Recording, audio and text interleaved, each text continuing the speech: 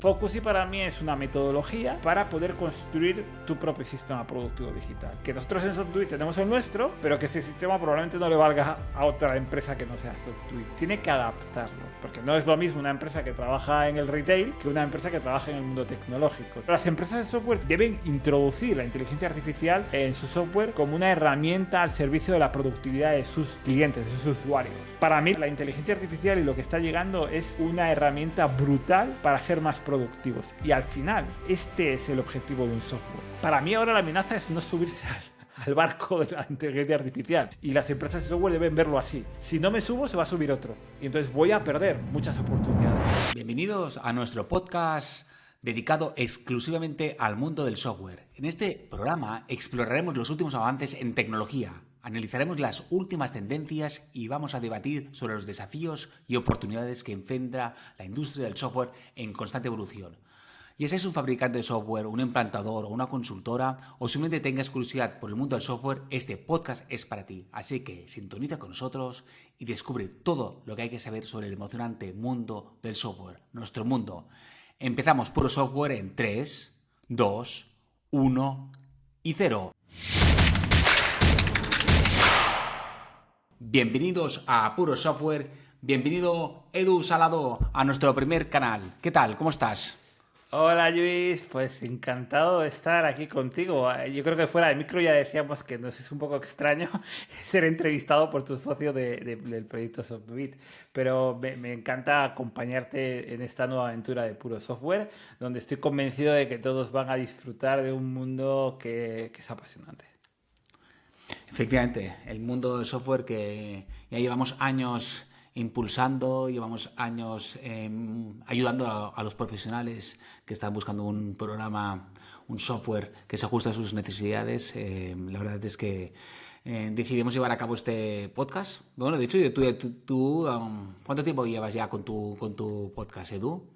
Pues llevo aproximadamente 3 meses con Dale Play al digital. También he de decir que el mundo del podcast siempre me ha llamado la atención como oyente y siempre quise hacer un podcast, pero no he sido suficientemente consciente durante mis primeras aventuras. Y ahora sí que sí, con Dale Play al digital ya es algo muy constante y que cada semana publico una entrevista.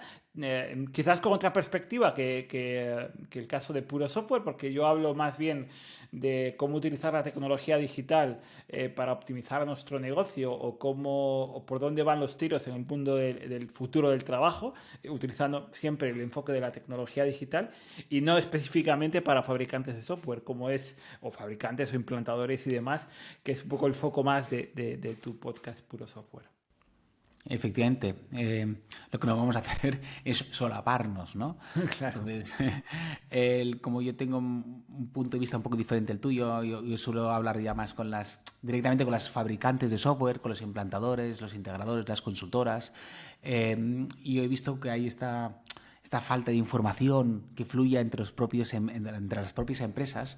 Y nosotros desde Software somos un aglutinador de diferentes empresas de software y veo que tienen fallos y que les falta información y decidimos, junto contigo, de hecho te agradezco, que de hecho fuiste tú que me animó a llevar a cabo este Puro Software.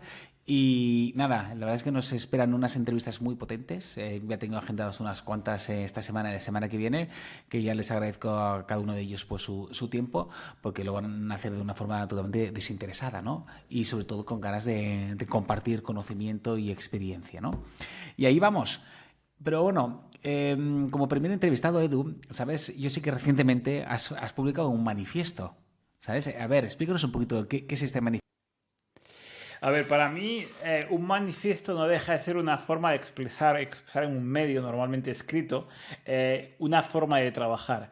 Esto nace a raíz de una visita que tuve de una persona muy curiosa en Cantabria, que se llama Lluís Soler Gómez, sí, y que vino pues, a trabajar conmigo en el futuro de Software.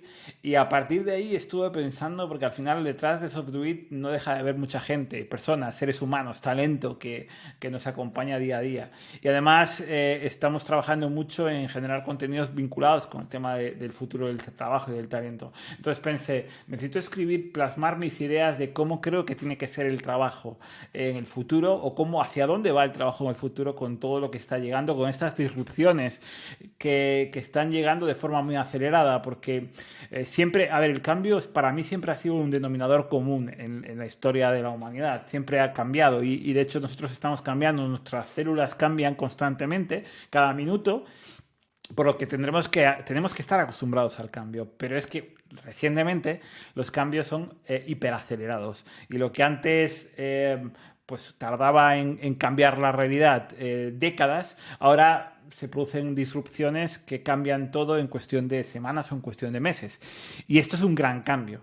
Entonces necesitaba plasmar todas esas ideas y todo lo que he ido aprendiendo en un documento en base a unos principios.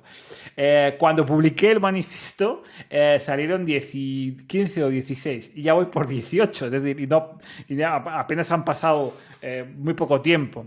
Y sé que va a ser cambiante, sé que va a ser dinámico, sé que va a ser un documento que esté evolucionando constantemente porque voy aprendiendo cada día y voy viendo más y más necesidades que tiene el futuro del trabajo, que tenemos que superar la época de la revolución industrial, ahora llega una cuarta, una quinta revolución totalmente diferente, muy digital, y esto ha cambiado las reglas del juego, y esas reglas del juego tenemos que expresarlas de alguna forma. Yo lo expresé en este manifiesto que llamé Bifocusy por el tema de, bueno, por lo que me aparece aquí en la camiseta, que es una especie de metodología, una forma de trabajar que intentamos potenciar nosotros internamente, pero que también intentamos explicar cómo hacerlo a otras empresas, porque para mí el conocimiento y todo lo que aprendes no sirve de nada si no lo compartes, si no creas un instrumento para que los demás también aprendan. Es decir, no te quedes la información tú como si fuera un poder o algo así.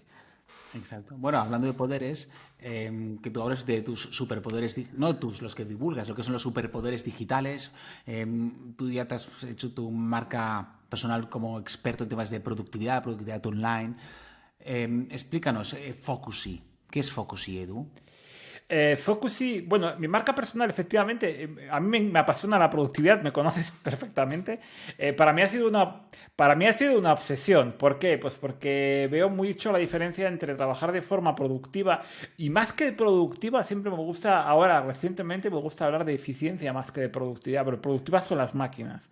O sea, productivo es una especie como de división entre output e input y es como hacer más cosas en menos tiempo y eso es más de las máquinas. Los humanos tendríamos que ser más eficientes, saber elegir qué es lo que tenemos que hacer, enfocarnos en lo importante, en las prioridades y eso es eficiencia. Y lo he vinculado siempre con la parte de tecnología digital, que es un poco mi expertise. Yo soy un tecnólogo, entonces, y para mí es muy importante que la tecnología digital, si se utiliza bien, puede ser una herramienta, no un fin, sino una herramienta para ser más productivo y más eficiente y se utiliza más, no sirve nada más que para seguir una moda, instalar aplicaciones en nuestros ordenadores, en nuestros dispositivos móviles, pero sin ningún rumbo.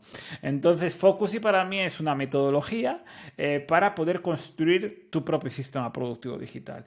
Que nosotros en Software tenemos el nuestro, pero que ese sistema probablemente no le valga a otra empresa que no sea Software. Tiene que adaptarlo, porque todos somos diferentes y todos tenemos nuestras circunstancias y trabajamos mejor de una forma u de otra, entonces tenemos que personalizarlo.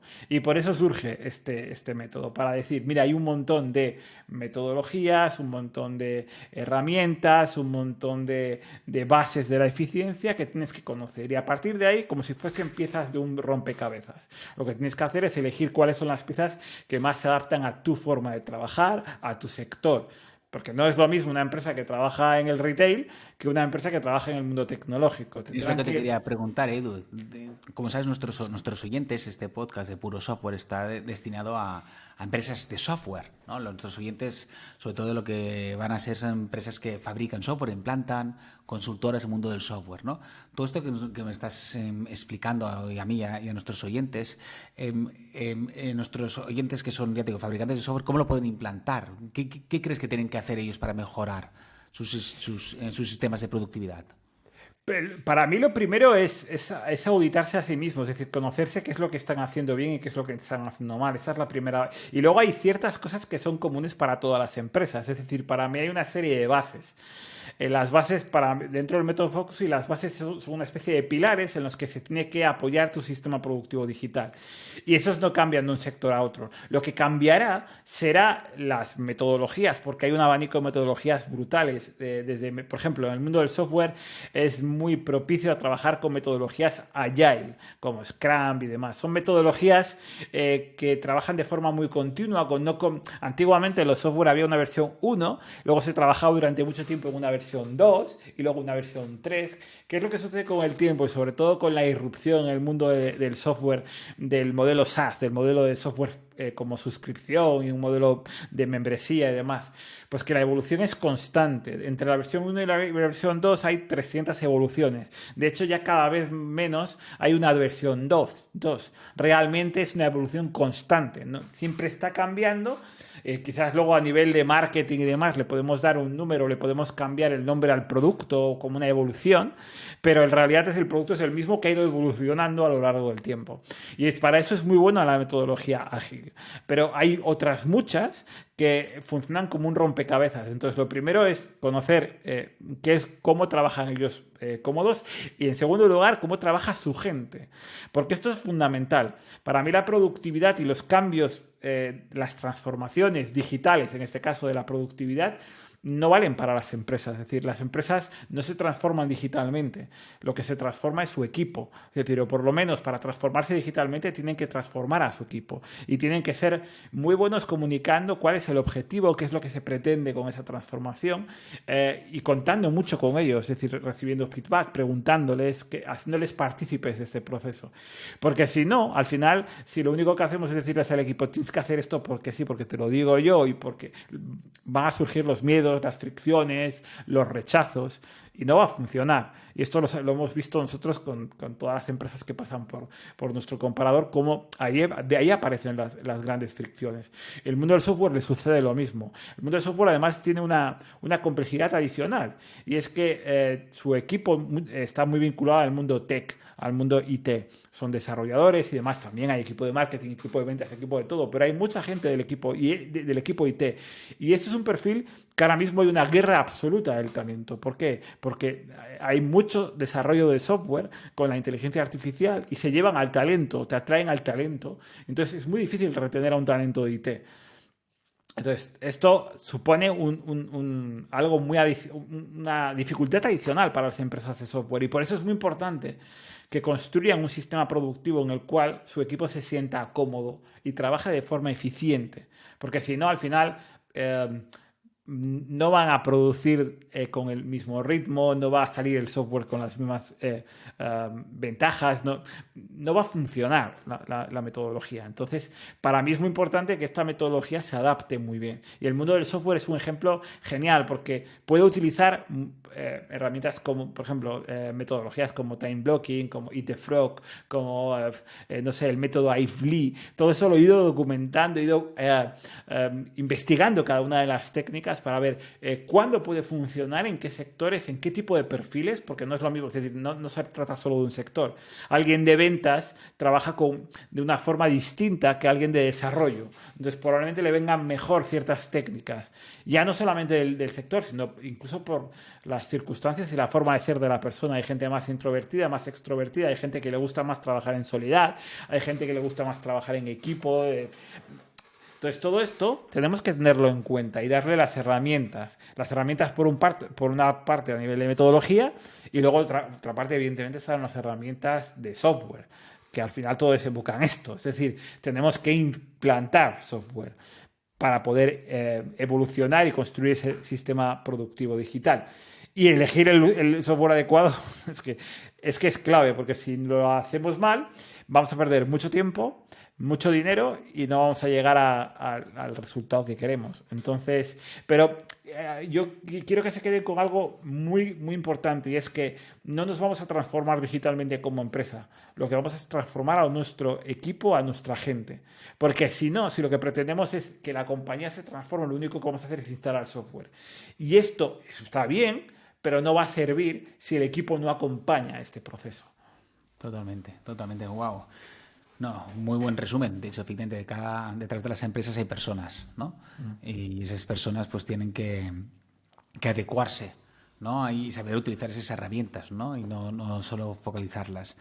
Te quería hacer otra pregunta, Edu, ¿vale? Es respecto, y además que tú ves infinitas soluciones de software, bueno, de hecho es nuestro trabajo, ir viendo cuáles son las mejores para irlas incorporando a nuestro portfolio de soluciones, que ya tenemos miles de fabricantes de software en SoftDoIt. Y ahora que recientemente este año 2023 se recordará como el boom de la inteligencia artificial, de ChatGPT, etcétera, explícanos, Edu, ¿tú hacia dónde crees que va este mundo? ¿Vale? Pero siempre recordando desde el punto de vista de las empresas de software, si se pueden beneficiar del uso de ese tipo de herramientas, si es una oportunidad o una amenaza. Explícanos, Edu, ¿cómo lo ves? ¿Hacia dónde vamos? Pues justo este sector, es decir, esas empresas fabricantes o implantadoras de software, son las que mayor beneficio le pueden sacar a la inteligencia artificial. Y para ellas no se puede considerar o no se debe considerar como una amenaza. Quizás para otros sectores lo pueden ver como más una amenaza, que tampoco lo es. Sí habrá ciertos perfiles que se van a ver perjudicados por este boom de la inteligencia artificial y ciertos trabajos que van a desaparecer, pero tenemos que ser conscientes de ello. Es decir, los trabajos van a evolucionar y habrá algunos que quedarán simplemente desiertos. Es decir, que esto ya lo hablará la inteligencia artificial y no hay marcha atrás y no hay forma de combatir esto. O sea, por mucho que lo intentemos, no hay ninguna forma de combatirlo.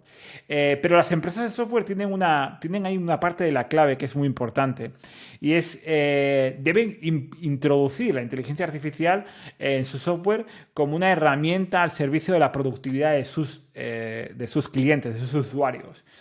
Para mí la inteligencia artificial y lo que está llegando es una herramienta brutal para ser más productivos. Y al final, este es el objetivo de un software. O sea, el software no se implanta porque sí. Se implanta para cumplir un objetivo, para hacer algo. Pues y además hay infinidad, lo sabemos en SoftDoIt perfectamente, hay infinidad de tipos de software. No está los software de RP y dentro de estos incluso hay muchos, ¿no? De facturación, de contabilidad, de gestión de residuos, de recursos humanos, que son los que ahora, por ejemplo, están evolucionando de forma más brutal, ¿no? Y cientos y cientos de categorías. Pero al final, cada uno detrás de esto siempre hay una razón que está muy vinculada con la productividad. Yo quiero implantar un software porque quiero utilizar una herramienta que me permita ser más productivo y hacer ese trabajo, pues ya sea desde seleccionar equipo o selección de personal hasta llevar mi contabilidad de una forma más eficiente y de una manera como trabajar vitaminado, es decir, con esteroides, con una herramienta que me vaya ayudando. ¿Y qué mejor que un software para implantar inteligencia artificial y ser más inteligente, entre comillas, y poder ir guiándolo de forma mucho más natural? Porque uno de los principales problemas que ha tenido históricamente el software es que antiguamente era difícil de manejar. O sea, había una curva de aprendizaje alta. Sin embargo, la inteligencia artificial lo que nos ha demostrado es que puede bajar esa curva de aprendizaje al mínimo.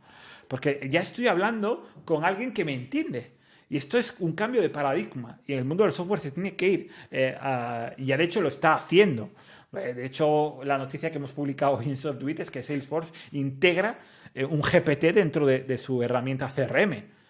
Lo cual hace que podamos preguntar al sistema con un lenguaje totalmente natural y nos va a entender. Y nos va a decir quién es el cliente al que podemos enviarle la siguiente campaña y 1000 cosas más.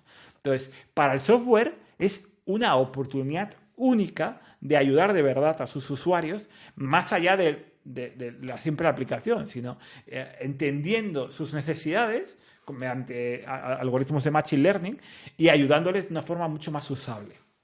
Correcto. De hecho, una de las entrevistas que vamos a llevar a cabo aquí en Puro Software es a Óscar Macià, que es el CEO de Force Manager, y nos va a hablar, entre otras cosas, la implantación de inteligencia artificial dentro de un CRM exclusivamente de ventas, como es el de Force Manager, que efectivamente, ¿no? es una oportunidad y un hecho. Como bien sabes, tú me dijiste que teníamos una reunión y me dijiste, espérate, que la retrasamos un poco, que estaban haciendo la presentación de Canva.com, ¿no? Que también lo están introduciendo, Notion, de hecho hay muchas soluciones que ya se están beneficiando con ello, igual que la de Google, ¿no? También, que hemos visto algún vídeo y realmente me parece una oportunidad muy, muy potente con Office 365, etcétera, ¿no? Para mejorar la productividad. O sea que Estoy de acuerdo con lo que dices, va a ser un cambio radical a la hora de comunicarse y sobre todo esto que comentabas, ¿no? El hecho de la curva de aprendizaje. Es que me ha encantado como lo has resumido, Edu. La curva de aprendizaje va a ser mucho más veloz. Es que esto de Totalmente. chatear, ¿no? Claro, es que date cuenta de que hay muchos ejemplos que hablan de esta curva de aprendizaje. Cuando se lanzó Internet, el periodo, el plazo para que hubiera un número de usuarios adecuado, no sé, millones de usuarios en Internet, fue de años. Al igual que el email. El email, bueno, quizás fue un poco más rápido, pero recuerda cuando Bueno, de hecho, nosotros somos generación X y vivimos el lanzamiento del email. Entonces sí que es verdad que quizás no todavía yo por lo menos estaba, yo creo que en la universidad cuando aquello, pero sí que es cierto que hasta encontrar a gente para enviar un correo electrónico pasaron un tiempo muy alto. Y sin embargo, ChatGPT ha tardado pocas semanas, apenas un mes, en llegar a 100 millones de usuarios. Esto es un cambio radical. Entonces, la cuestión es, y me hacías la pregunta de si puede ser una amenaza. Para mí ahora la amenaza es no subirse al barco de la inteligencia artificial. Y las empresas de software deben verlo así. Si no me subo, se va a subir otro. Y entonces voy a perder muchas oportunidades y voy a dejar de ayudar a mis usuarios. Entonces yo no tendría ninguna duda. Y además es algo accesible, porque cada vez hay más APIs. De hecho, incluso estas de OpenAI tienen la opción de introducir con su API modelos de aprendizaje, plugins y demás. Entonces, no es algo tan prohibitivo como antes. Entonces, hagamos un esfuerzo para ver qué en mi sector, en mi nicho, dentro de mi software, ¿en qué puede ayudar o en qué podría ayudar una inteligencia artificial de este tipo? Y hemos hablado de las de lenguaje natural, de estas generativas de lenguaje natural, pero esto es como la punta del iceberg. Lo que viene detrás es mucho más fuerte. Viene generación de imagen, generación de vídeo, reconocimiento de audio. Eh, Nos puede explotar la cabeza con esto, pero es que es lo que viene. Entonces, no es un tema de taparnos los ojos, hacer como un avestruz, meter la cabeza abajo y a que pase el vendaval. No va a pasar el vendaval por mucho que te entierres. No. Ha venido para quedarse, ¿no, Edu? Correcto, ha venido para quedarse. Aunque hay países que lo han prohibido, como sabes, como Italia, etcétera, pero es como, para mí, desde mi punto de vista, es como si prohíbes una calculadora en su momento. ¿Sabes? Que ya sabes que hubieron profesores que salieron a la calle para prohibir el uso de calculadoras. Sí. ¿Sabes? A Hoy en día es ver, impensable no claro, utilizar la calculadora. el caso de la prohibición de Italia, a ver, primero está muy vinculado a otra cosa diferente que es la protección de datos. Y esto sí es verdad que hay ciertos riesgos. En primer lugar, porque a nadie le han pedido permiso para utilizar la información que ha manejado OpenAI en este caso para entrenar a su inteligencia artificial. Pero al final estás luchando contra algo que es inevitable. Entonces, si prohíbes a la empresa A, va a salir la empresa B, la C y la D y no lo vas a evitar. Esto también ha pasado en muchas disrupciones, como has dicho, el tema de las calculadoras, el tema de los taxis también ha generado mucho vuelo con el tema de la entrada de Uber. Siempre va a producir este tipo de disrupciones, este ruido, pero es inevitable. Es decir, estamos evolucionando y esa evolución ha venido para quedarse. Totalmente. No, fantástico. A ver cómo va. De hecho, en la reunión que tuvimos recientemente en tus tierras de Cantabria, que siempre me cuidas tantísimo y me encanta ir para allá, ya lo estuvimos debatiendo, ¿no? Cómo se puede aprovechar y subirnos a ese tren de la inteligencia artificial para que en SoftDuit podamos seguir ayudando a miles de empresas a encontrar el mejor software y a nuestros clientes que no dejan de ser los fabricantes de software, ¿no? Pues ponerlos al día y cómo ellos se pueden beneficiar de ello, ¿no? O sea que este punto que me has comentado es genial. Oye, Edu, que antes no te he preguntado, ¿quién es Edu Salado? ¿No? Pues yo te conocí, no sé, hace ya 15 años, no sé cuánto, en el Simo, pero el Edu Salado que conocí entonces es otra persona diferente a quien soy Edu Salado. Pues sí, hace ya casi 16 años de entonces que nos conocimos en aquella feria. A ver, yo soy un culo inquieto, es la mejor definición. Me apasiona la tecnología digital y al final mi forma de trabajar se basa en esta pasión. la pasión por la tecnología digital, también por la comunicación, por la enseñanza. Me gusta enseñar todo lo que aprendo y entonces en una época de mi camino he pasado por todo, soy emprendedor y los emprendedores vivimos, como sabes perfectamente, en una montaña rusa emocional. Eso quiere decir que a veces estamos en la más absoluta euforia, a veces estamos que queremos morirnos, pero forma parte del aprendizaje, forma parte de nuestro camino. Y entonces en algún momento de ese camino pues nos juntamos para montar este proyecto de SoftDoIt y ahí estamos. Aparte de eso, apasionado también por la productividad para mí una de las frases que me gusta más para cuando me presento es que soy un eterno aprendiz. Es decir, no, creo que nunca es suficiente y nunca aprendes todo. Siempre estás en constante aprendizaje. De hecho, por ejemplo, ahora cuando lancé el manifiesto, una de las cosas que surgió también a raíz de tu visita a Cantabria, es que yo soy un defensor, un gran defensor, y lo sabes, del trabajo remoto. Pero con el tiempo lo que voy viendo es que las cosas no son blancas o negras. Hay una tonalidad de colores entre el blanco y negro muy amplia. Y creo que el trabajo remoto evolucionará hacia un modelo híbrido y creo que no va a sustituir jamás el contacto y la conexión física. Porque es inevitable y incluso ahora con la inteligencia artificial hay muchos sectores como la educación que están diciendo, uy, pues esto se va a convertir todo en educación online y demás. Es posible que gran parte de los contenidos se den online porque supone una mayor productividad, una reducción de costes, un montón de ventajas. Pero también es cierto que creo que los alumnos van a estar deseando eh, conectar con el resto de alumnos presencialmente para poder debatir. Y esto es algo que nos vuelve... El otro día en una entrevista de Dale Play al Hit Digital, hablaba con Antonio Sánchez Zaplana, que es experto en inteligencia artificial, y tiene una frase que me encantó, que me pareció como muy revolucionaria, es que la inteligencia artificial no es que nos vaya a sustituir, es que nos va a convertir en más humanos, nos va a hacer más humanos, porque vamos de verdad a apreciar lo que significa ser humano. Porque el otro ya está, la inteligencia artificial, para hacerlo. O sea, las tareas repetitivas, olvídate, porque esto ya ha venido para sustituirnos en ese sentido. Entonces, realmente, lo que vamos a dar es valor a la parte humana de nuestra relación con el trabajo y con la vida. Sí, sí, estoy de acuerdo. Si me permites, Edu, yo quiero darte las gracias, sobre todo por una persona tan generosa que eres, porque ese conocimiento constante que estás aprendiendo, que más pues que te conozco y te sigo, que te lees cientos de libros, podcasts, un aprendizaje que llevas constante, se agradece un montón que lo compartas, no solo ahora con Puro Software, sino también con Dale Play y en otros podcasts en el que vas participando. Tu LinkedIn, ya es famoso tus posts en LinkedIn y eso se agradece un montón. O sea que muchísimas gracias en nombre de un oyente de Dale Play y nada, muchísimas gracias por tu participación. Sé que te pueden encontrar, ¿no? Sobre todo por LinkedIn, ¿no, Edu?